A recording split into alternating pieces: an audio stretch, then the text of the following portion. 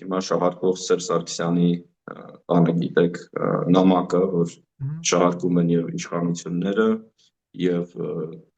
քաղաքական դաշտը, հա, ինչ է դա նշանակում եւ իր կողմնակիցներն ասում են, որ դա արտացոլում է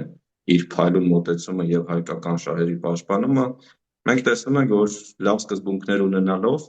լավ սկզբունքներ մեր հիմիկվա տեսակետից, որովհետեւ ես վստահ եմ, ու սա շատ կարեւոր է, 2011, 16 հատկապես թվականներին եւ 17-18 Հայաստանում մեր հրապարակային դաշտում այս հարցը այսպես լավ մենք չենք կարող քննարկել եւ չենք կարող որակել այդ լուծումը որպես լավ լուծում, ու սա շատ կարեւոր է։ Եվ ես կարծում եմ, հենց այս խնդիրը կա, որ մենք հետադարձ հայացքով հիմա նայում ենք այդ ամենին եւ ընկալում ենք որպես լուծումներ, անժամանակ հիմնականում նույն քաղաքական դաշտի մեծ մասը, երևի տարբերությունն Հայ ազգային կոնգրեսից, հա, իրենք կողմ չէին այսպիսի լուծումներին եւ տարածում են լրիվ այլ խոսույթներ,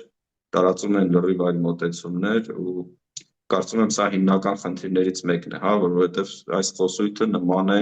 Սևերի պայմանագրի մասին խոսելուց, կամ որ ասում են Սևերից առաջ թուրքերը մեզ առաջարկում են Ալաշկերտը ու Կարսը, ասենք, Ռիզեյով, բայց ասում են Էրզրումն ու Վանը չենք տալու եւ այլն, ու պետք է այն ժամանակ համաձայնվեինք, կամ, չգիտեմ, Բերլինի կոնգրես, սա արդեն պատմական ցավոք սրտի փաստաթղթեր են, որոնք քննարկվում են մեր դաշտում որպես ինչ-որ ակտուալ նշանակություն ունեցող, իրենք ոչ մի նշանակություն այլևս չունեն ցավոք սրտի, եւ իրենց արժեքը պետք է հասկանալ ժամանակին, հա, ոչ թե հիմա։